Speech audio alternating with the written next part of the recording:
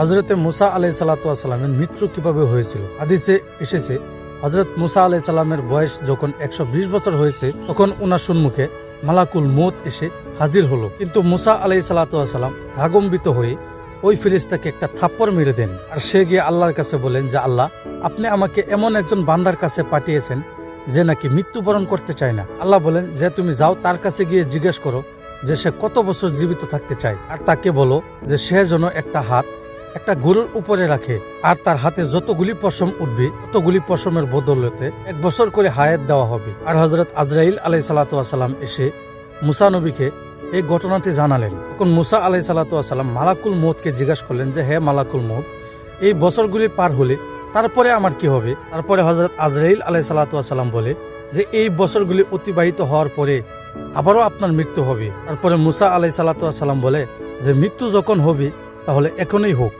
এই বলে মৃত্যুর ফেরেশতা মালাকুল মউতকে জান কবজের জন্য অনুমতি দেওয়া হলো। আর এভাবে হযরতে মুসা আলাইহিসসালামের মৃত্যু হয়।